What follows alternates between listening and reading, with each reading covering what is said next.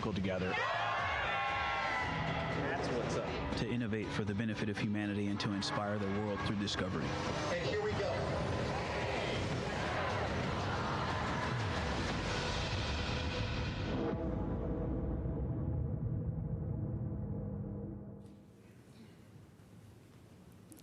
Good afternoon and welcome to NASA's Johnson Space Center for our Artemis mission status update.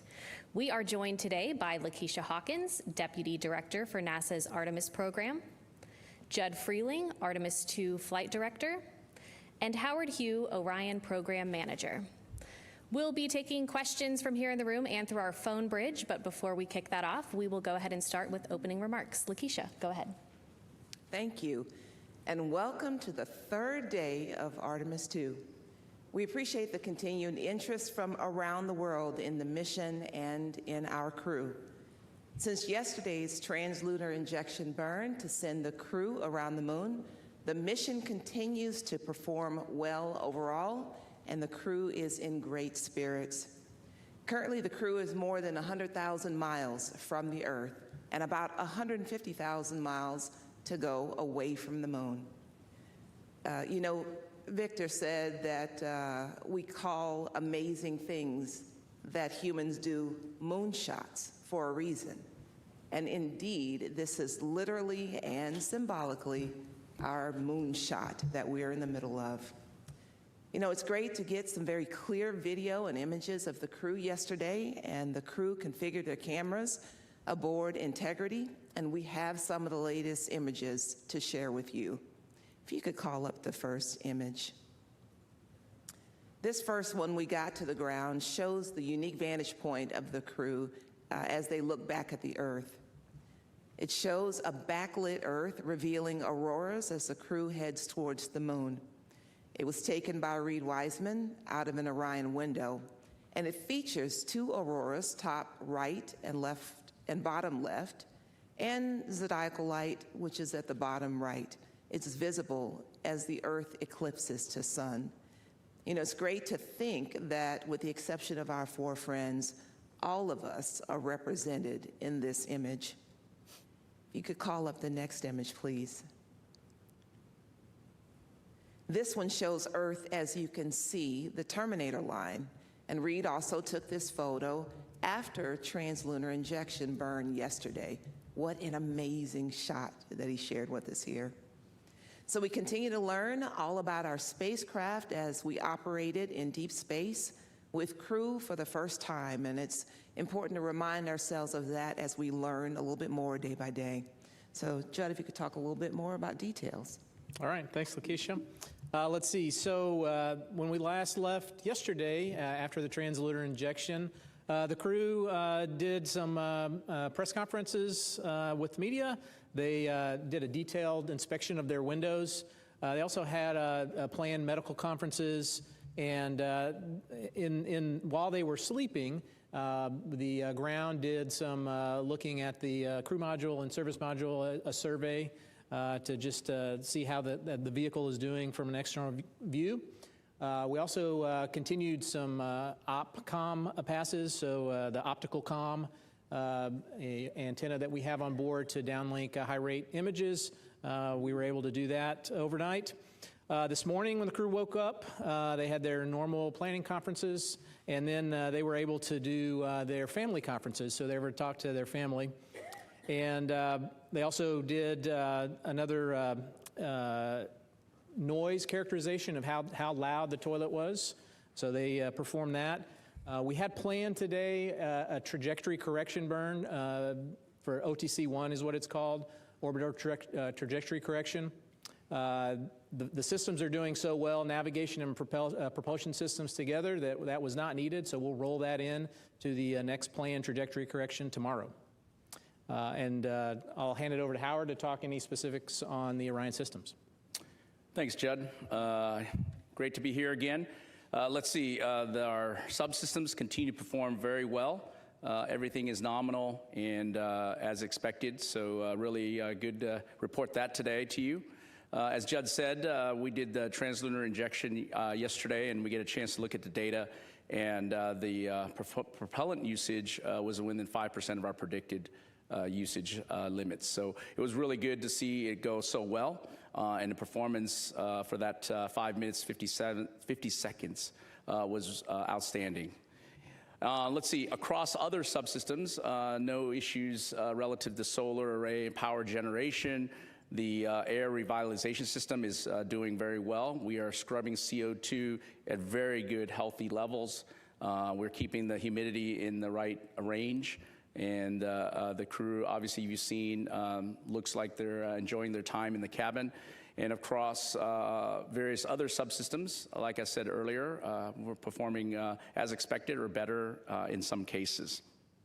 Now we are working through one issue with the SM prop in terms of pressurization. So we have helium that pressurizes the propellant tanks, basically pushes out the oxidizer and the fuel in order to make some of the major burns. And so we had to shut off, isolate one of the branches. We have redundant branches in the system, no emission impacts. This is why we build redundancy in the system.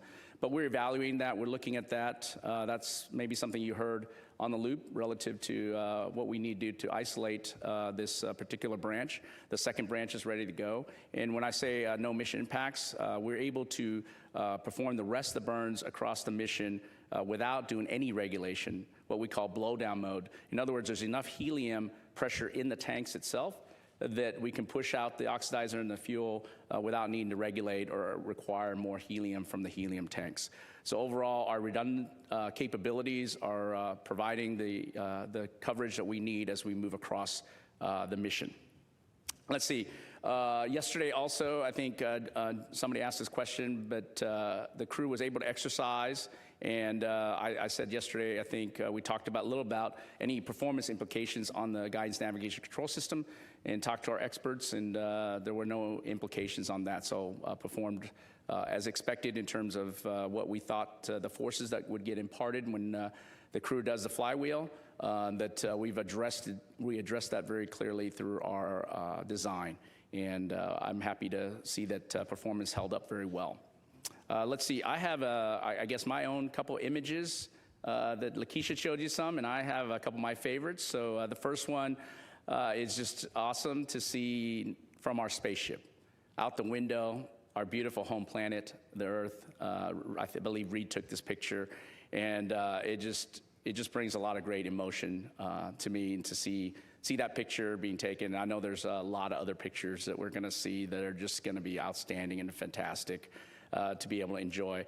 And then the second one, I had not seen the crew in a while. I've obviously heard them, but to see them in the interview, I do believe that I think Jeremy is too comfortable that way. I'm not sure he's working that hard, so I'm gonna have to check to see if he's doing anything more than just laying there on the side here. But great to see the crew, great to see their smiling faces, and hear them talk about their experience already so far.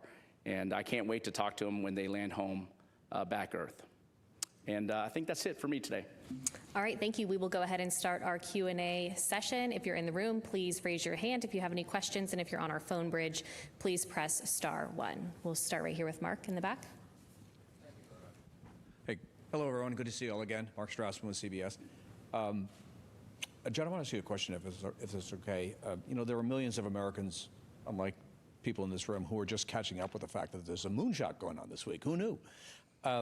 So I want to just sort of scoot ahead to Monday's milestone, the lunar flyby. Why does it matter? What do you hope to get out of it? So it matters because, you know, the whole point is to go back to the moon. The whole point of this mission is a campaign to get back to the moon.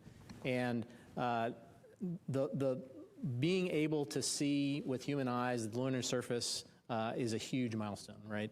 And that just articulates the point, you know, that we're going back to the moon, we're going to stay there, right? And so this is the first step towards that. We'll obviously build upon that. We'll get eyes on the moon, kind of map it out, and then continue to go back and in force.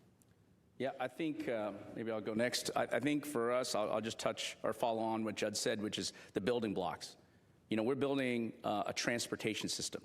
And to have a reliable and robust transportation system, you need to test flight the transportation system.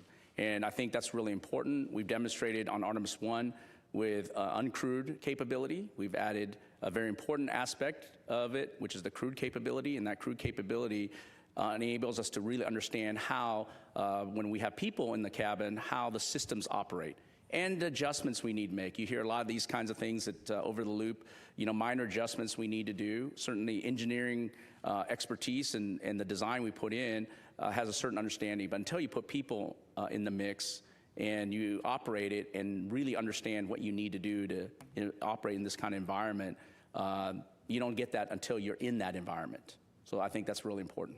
Yeah, part of what we're doing is the technical aspects and what we are learning from taking ourselves around the moon. The other part, obviously, is what you talked about, which is capturing the imagination of people, right? And we have far more engagement than we had hoped to have, and we hope that it will increase as we continue to take further and further steps into this mission.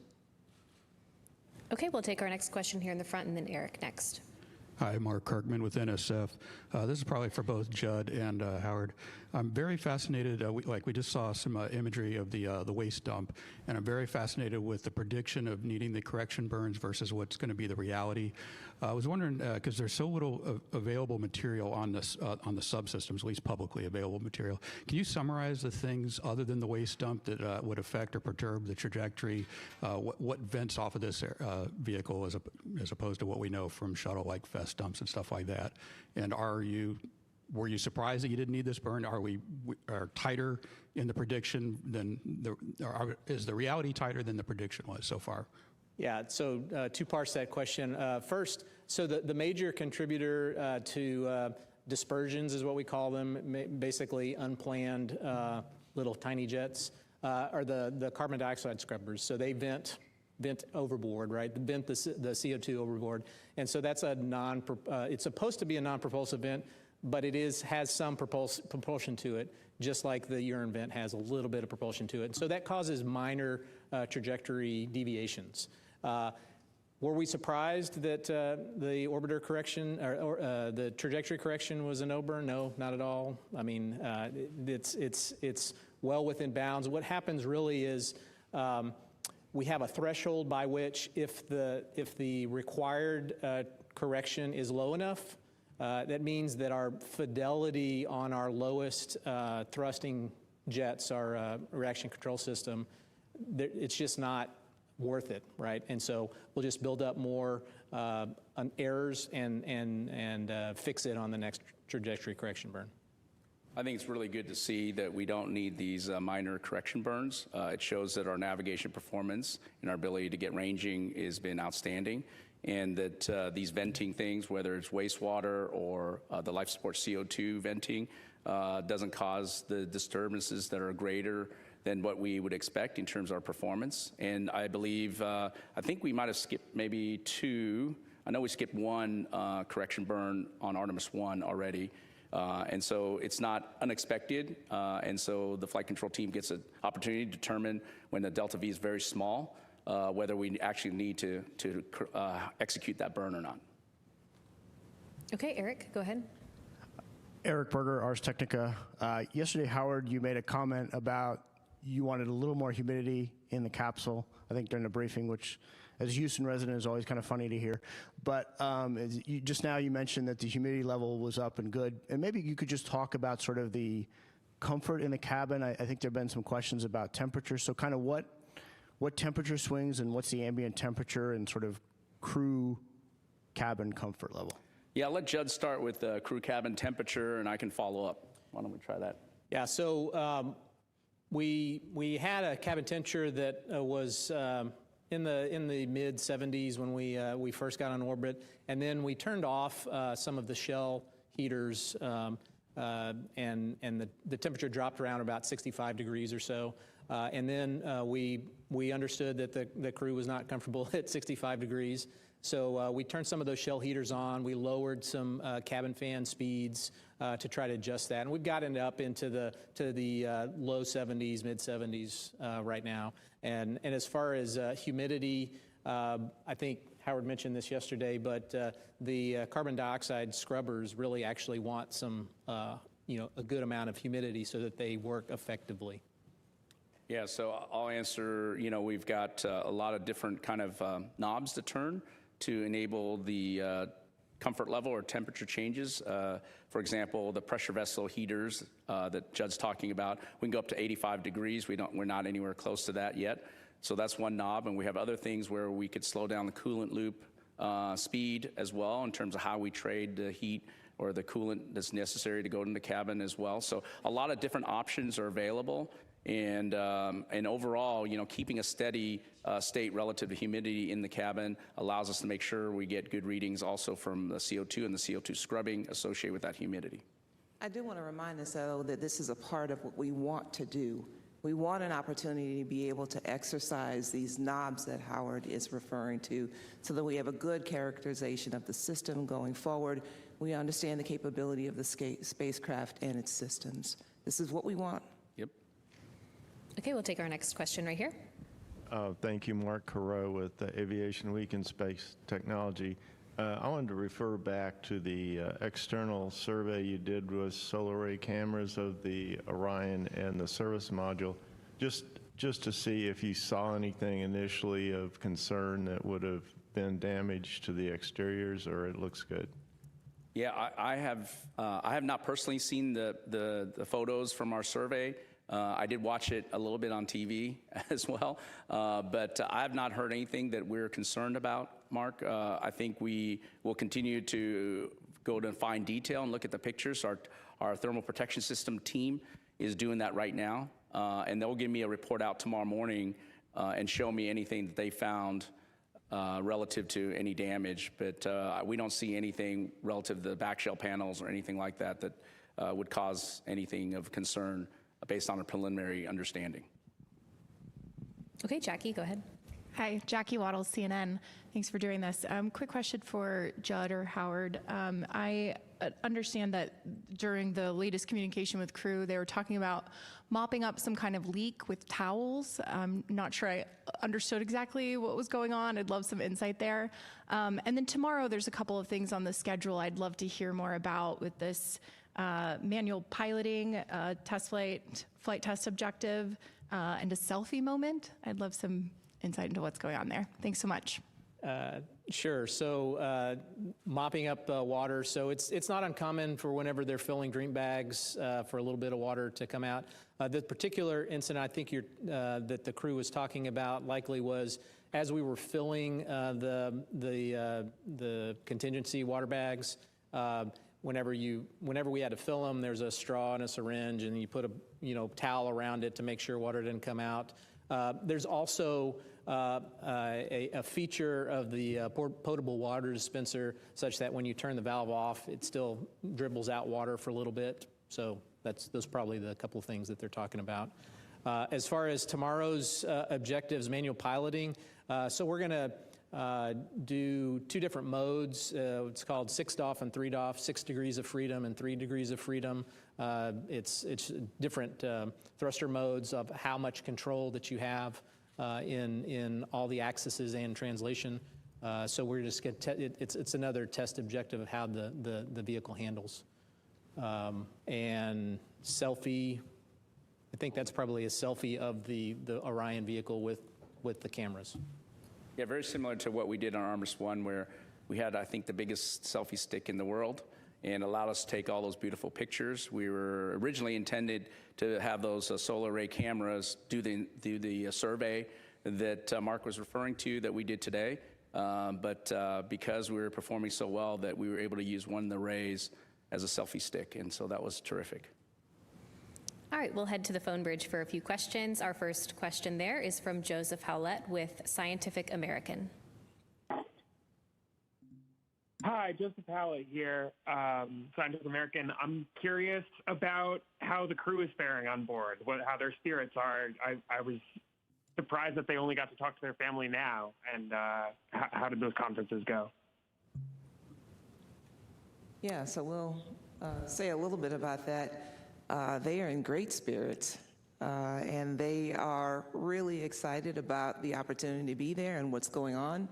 Obviously, they've been very, very busy the first couple of days, especially leading up to translunar injection. But now that we've gotten through that, that's why there's been an opportunity for them to do things like have a conversation with their families. And you know, in terms of the great things that are going on, they did get awakened this morning with a song called In a Daydream by the Freddie Jones Band. So there's a lot of fun things going on in addition to a lot of hard work. Okay, our next question on the phone bridge is from Micah Maidenberg with the Wall Street Journal. Hey, I just had a couple of quick ones for Judd.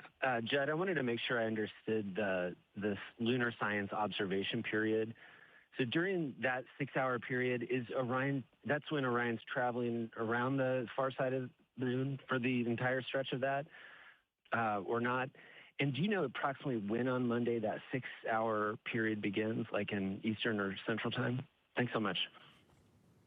Yes, I can get that for you. As far as what we're doing, it's essentially when we start our closest approach to the moon. It's pretty much the entirety of that day we'll be able to see the moon, and so what we're doing is we're doing visual observations, taking camera shots of the moon and the like. As far as when we start it, it's going to be UTC of around 1830 UTC on the 6th. So subtract 5, that's 1330 Central Time, and it'll be going on for most all of that day, right? Because they'll be at their closest approach and pretty close thereabouts during that entire time.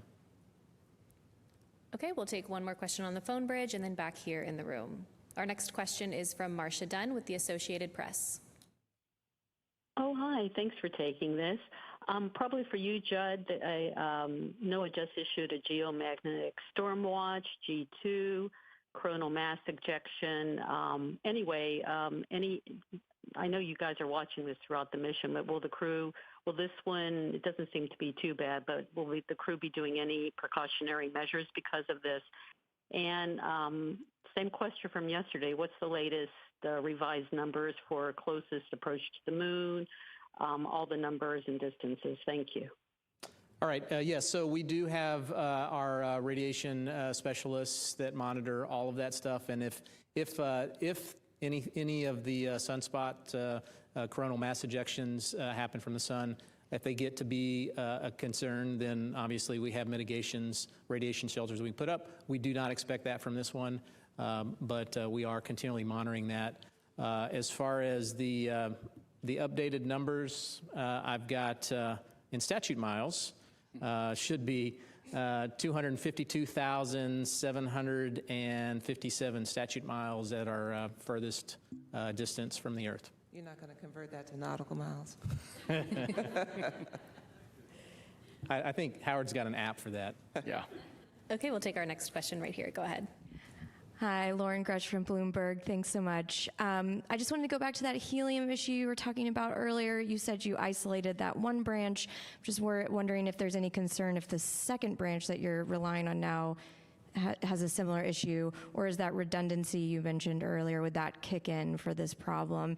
And then I've just been listening to the loops, and it sounds like there have been various, I guess, sensor issues or issues that are cropping up that don't seem to be an issue, like there was a suspected cabin leak, caution alarms that were coming on, but then turned out to be false alarms. I'm just curious if you're sensing any pattern with that, or is that just random glitches for a test flight like this? Yeah, I'll start. Yeah, the other second branch on the oxidizer side is performing very well.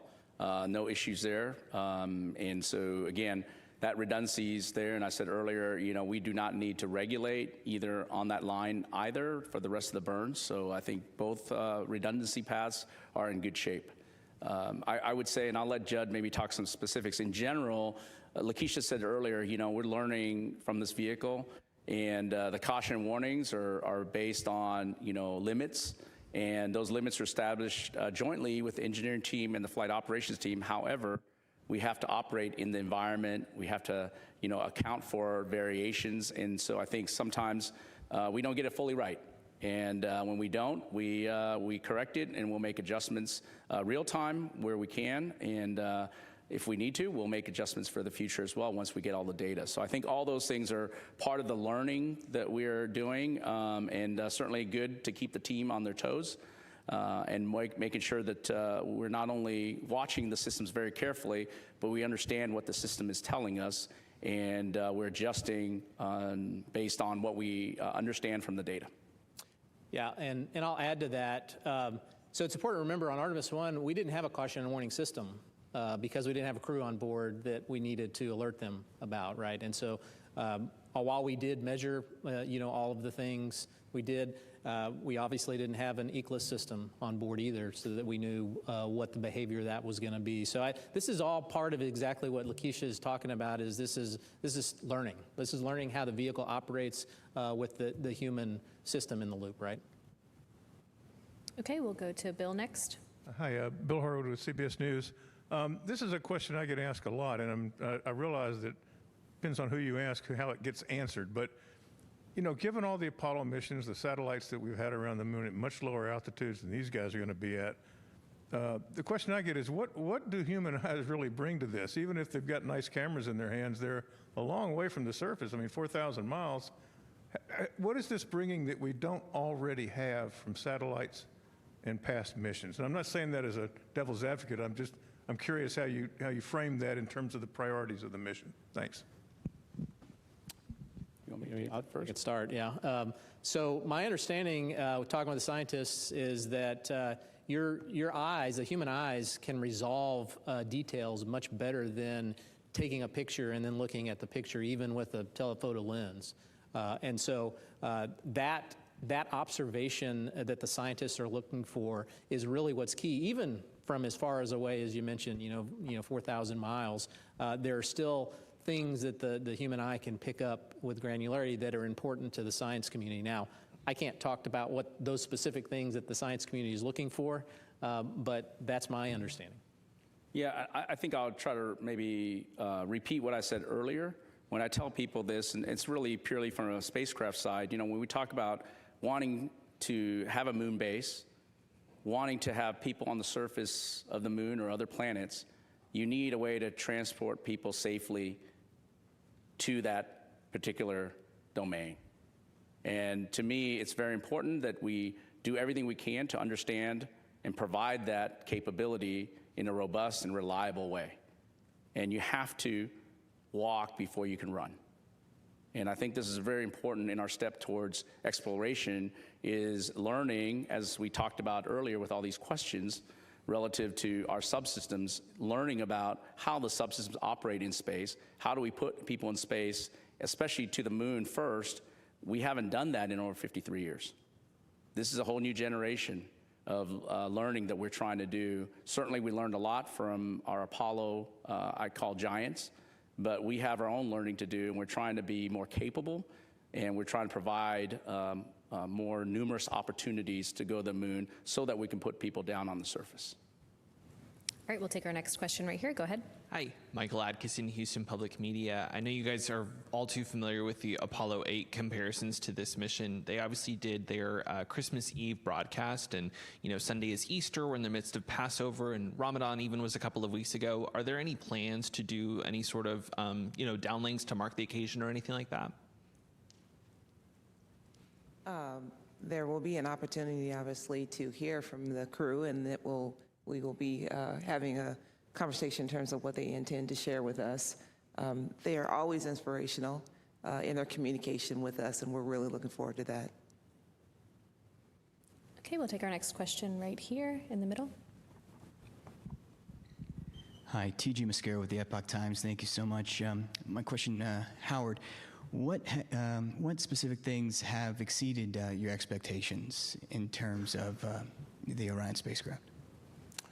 Well, that's interesting. I would say that, just how happy and how well-trained the crew is and our teams are to just work through just minor issues that we've had. To me, it's not so much an exceedance of expectation. I expect that, but just to see it in play, just to see how well that's working out. And of course, I expect our spacecraft to perform, but you never know.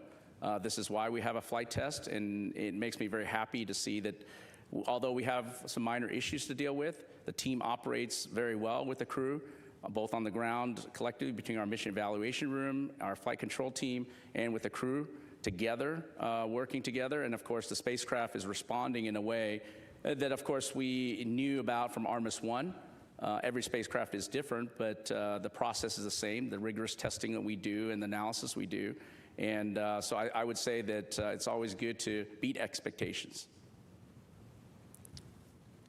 Richard II of the Post newspaper. A question for Judd. Talking a little bit like a different aspect of this, so that with the MCC, can you talk about so many moving parts make this mission successful coming out of that department? What's the tone and the consensus of the controllers, the directors, as they see this mission transpire, and what are they thinking as far as how things are going so far in the mission? So my sense is that there's a lot of people that are very excited, right?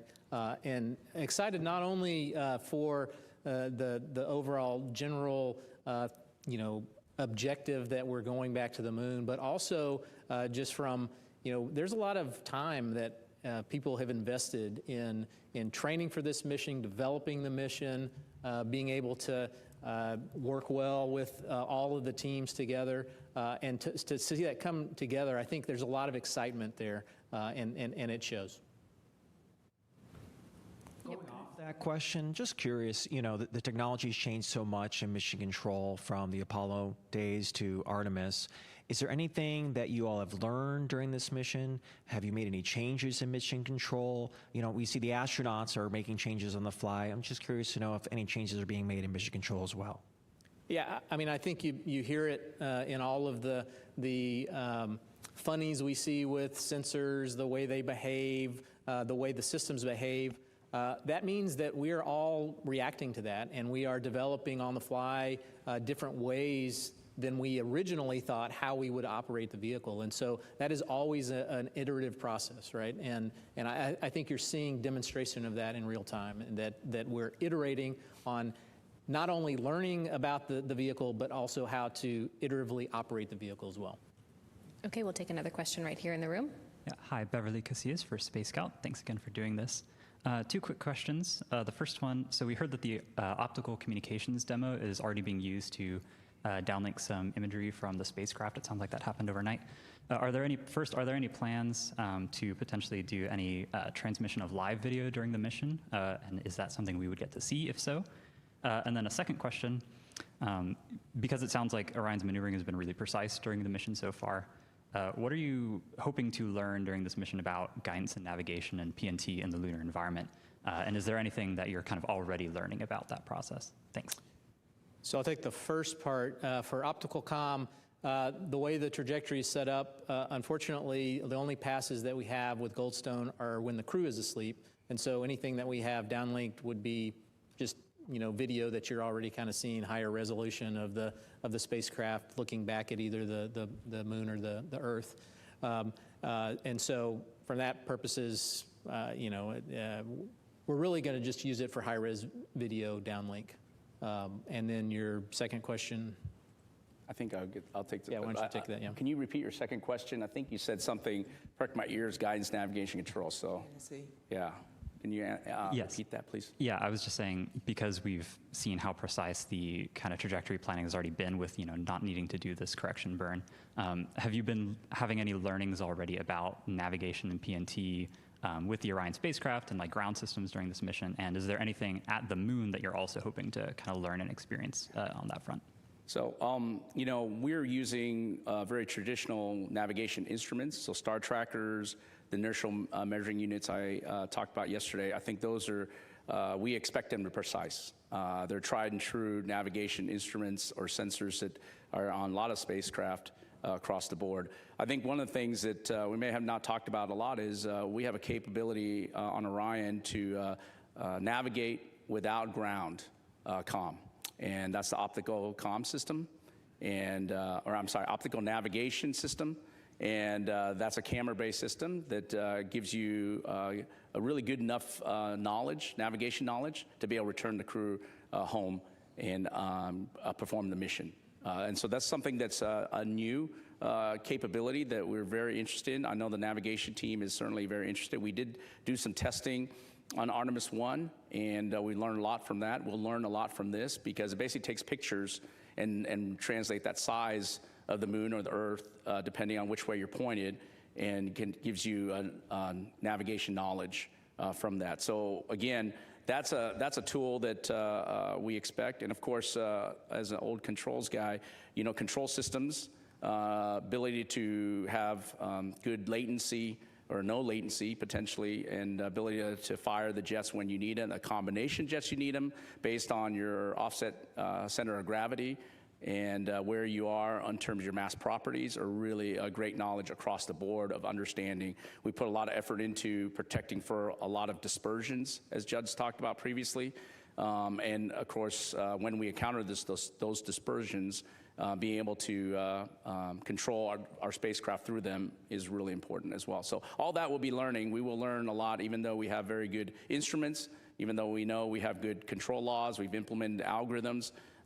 Every mission is a great learning event, and it's really great to see that the precision of the work we put in is being replicated on orbit. And I would add to that, in addition, as good as the sensors are on Orion, we still have to do ranging of the vehicle to update its state knowledge every once in a while. And so as a lessons learned from Artemis I, we have a new suite of tools on the ground that are able to process that ranging data. And also to hopefully, what we're hoping to learn is to back out all of those, minor dispersions from, non-propulsive events that are a little bit propulsive, so that we understand that can characterize all of the error sources of the navigation state. Okay, we'll take another question here in the room, and then we'll go back to our phone bridge. Go ahead. Thank you. Tarek Malik with Space.com. I think for Judd, there was discussion yesterday about how Flight Day 3 was a big change of pace for the crew. After the first kind of action-packed couple days. And I'm really curious how, I know they had CPR demos today, they had lunar science preps today, how that change has gone. And then I know that tomorrow they've got some scheduled time, at least 20 minutes, to take photos of celestial bodies. And I'm just curious, if it's not the Earth and the Moon, what else might they be taking pictures of out the window in their personal time there? Thanks. Yeah, I mean, I think you probably saw in some of the videos, the crew has a lot more time on their hands than they did in the first days. We were able to present them to you and have them talk to the media. As far as the pace, yeah, I think you can probably tell from the downlinks that the pace is quite different than it was the first couple of days. As far as celestial, I mean, they're taking pictures of stars and moon and sun, right? So anything they can see that is of interest. Okay, we'll head back over to our phone bridge. Our next question is from David Denault with About Space Today News. Go ahead. I need to do a follow-up regarding the cabin temperatures. Has NASA determined a desired temperature and a desired humidity, and is there any relationship to that with the carbon dioxide? As far as the desired cabin temperature, that is up to crew discretion, right? And so we're simply going off of what feels best to them as a consensus for the 4 members of the crew members. Humidity, we have to have some amount of humidity. I think we mentioned earlier for the carbon dioxide, we don't want it to be Arizona dry, I think is the term to use. We certainly want, but obviously the crew doesn't want it to be Houston humid either, right? So, yeah, that's about right. Yeah. About 70s and about 25%, somewhere around there. Yep, they're comfortable. Okay, we'll take another question from our phone bridge. Our next one is from Allison McGraw. Go ahead.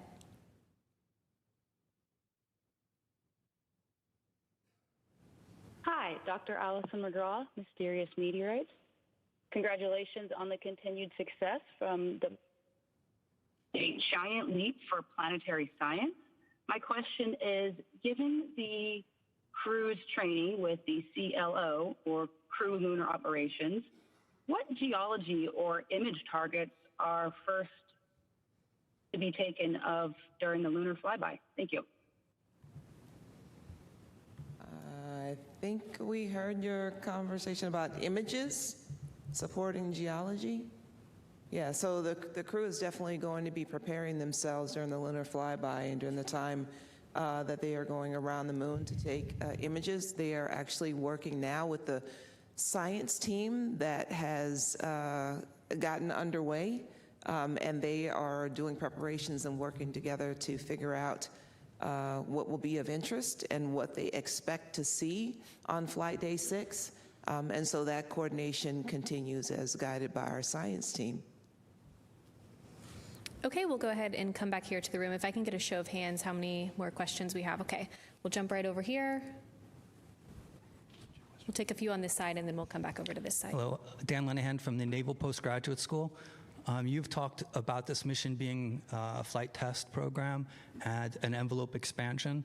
And with the importance of the International Space Station, can you maybe talk about how the systems in Orion were originally kind of tested out prior to this mission in order to kind of succeed? Yeah, I'll start with the Universal Waste Management System, or the toilet. The same toilet was flown on space station. I think the crews there were able to operate it for roughly about 2 weeks, if I remember. And so that was a really good, important test in a relevant environment against our toilet that we would be able to fly to the moon with.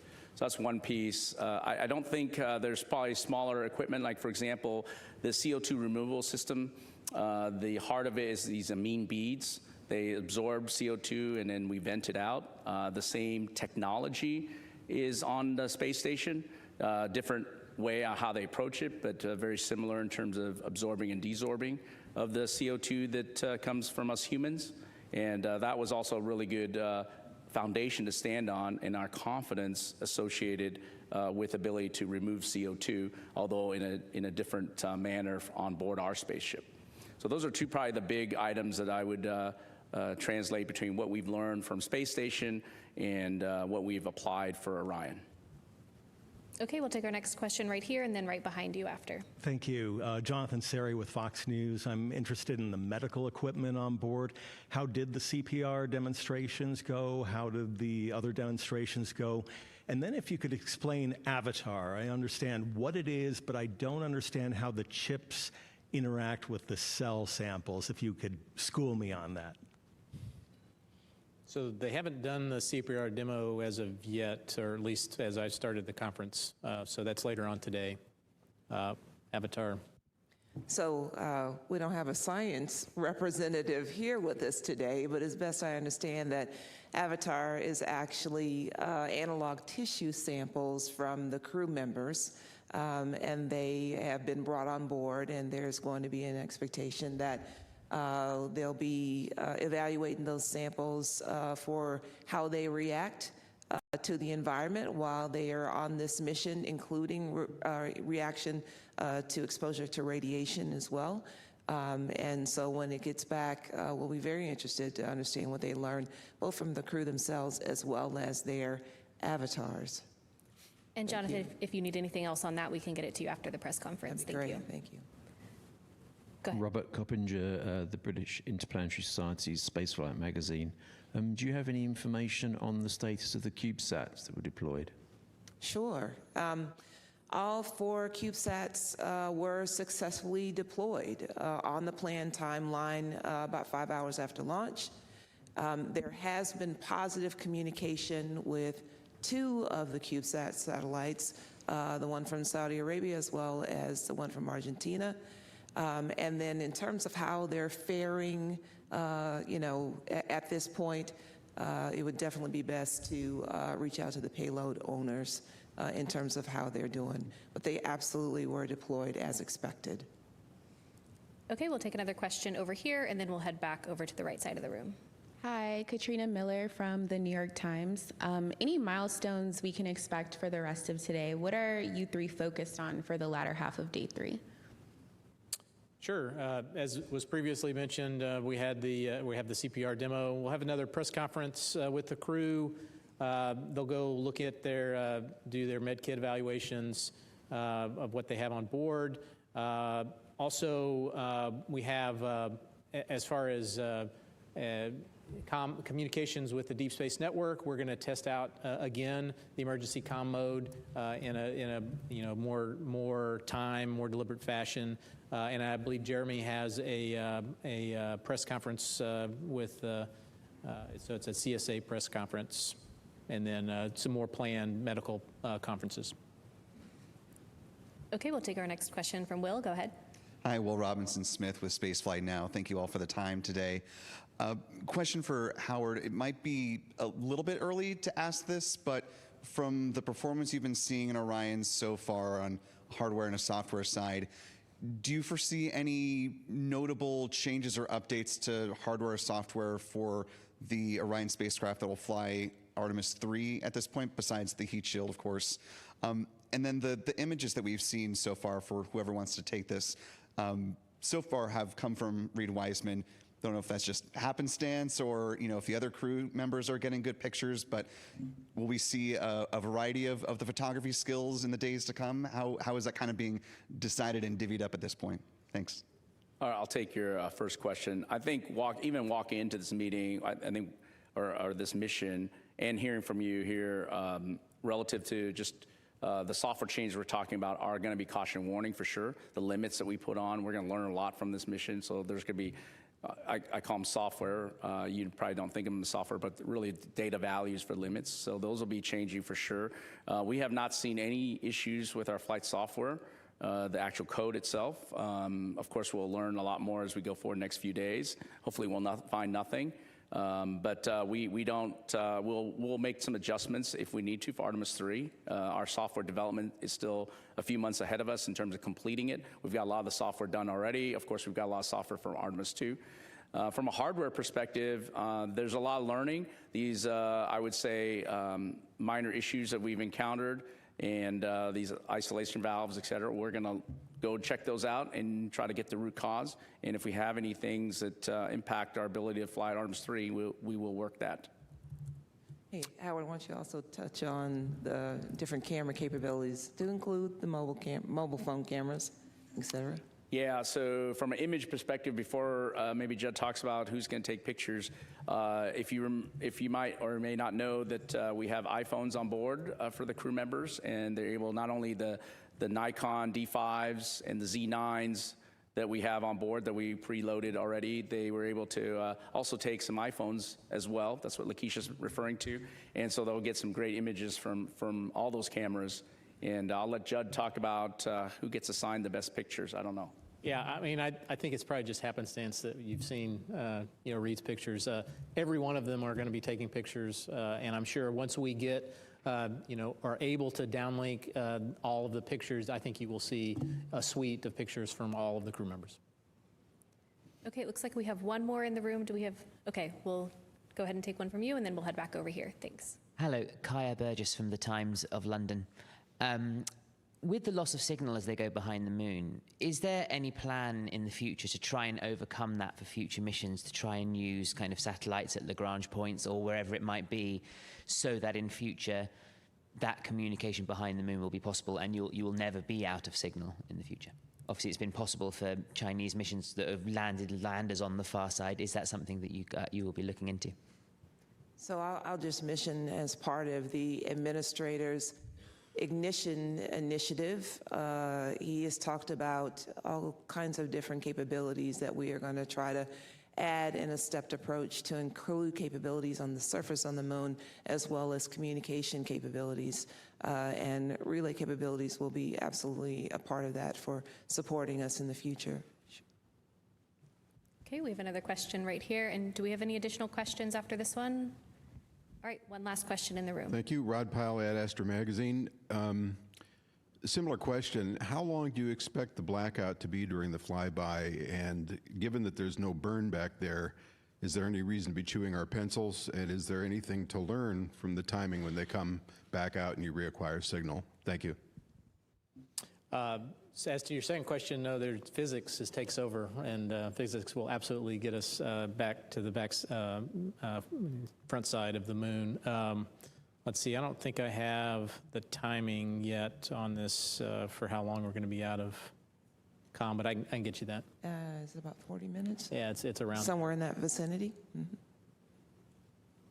Yes, it is 40 minutes.